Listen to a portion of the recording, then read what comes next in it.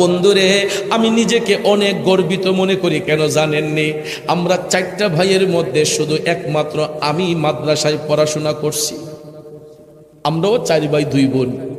তো আমার মা আমারে মাদ্রাসা দিছিলেন, আমারে মাদ্রাসায় ভর্তি করাইছেন। কিন্তু আব্বার ইচ্ছা ছিল যে আমারে স্কুলেই পড়াইবেন। কিন্তু আমি যে মাদ্রাসায় পড়বো, এটার পিছনে অনেক বড় হিস্টরি আছে মিয়া। আমি যখন আমার মার পেটে ছিলাম, তখন আমার নানা হুজুর আমার আম্মারে বলছিলেন যে এবার তোমার পেটের থেকে যে ডাইবো এটা আল্লাহর রাস্তায় দিয়ে দিই। আজকালের কথা, আমার বয়স তখন 42 চলতেছে, 42 ওভার হয়ে যাচ্ছে।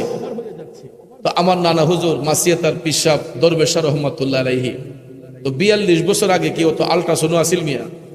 হ্যাঁ, এখন না আল্ট্রাসোনো কইয়া দেয় এটা ছেলে না মেয়ে। তো 42 বছর আগে তো আল্ট্রাসোনোর এত উন্নত প্রযুক্তি ব্যবস্থা ছিল না। আমার নানা হুজুর যখন সুনামগঞ্জে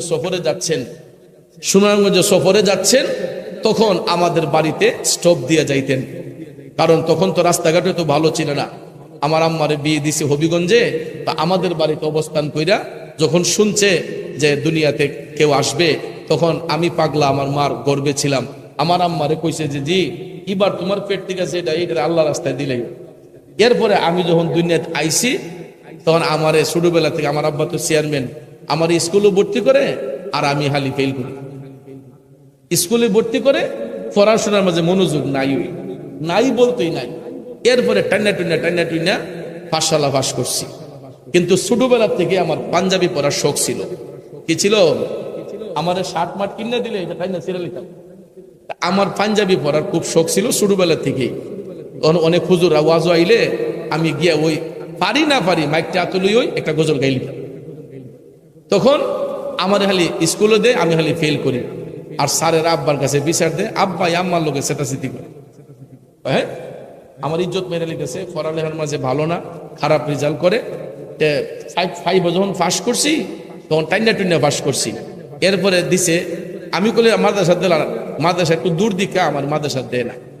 এরপরে দিছে স্কুলে ভর্তি করে, হাই স্কুলে ক্লাস 6 যখন ভর্তিছি, এও মনোযোগ নাই পড়াশোনার। 10 বিষয়ে পরীক্ষা দিছি, 8টার মধ্যে ফেল করে দিছি। ছাত্রটা কি বালা? 10টার মধ্যে পরীক্ষা দিয়ে কটা ফেল? 8টা তুই ফেল মিয়া। এরপরে তখন চেয়ারম্যানের ভূত, স্যারেরা কয় কিতা করন যায়, হেদি পড়ালে আপনাদের মনোযোগ নাই। আব্বার কাছে রেজাল্ট শিট আইছে, আব্বা তো আইয়া কয় হেরে ওহন গরুর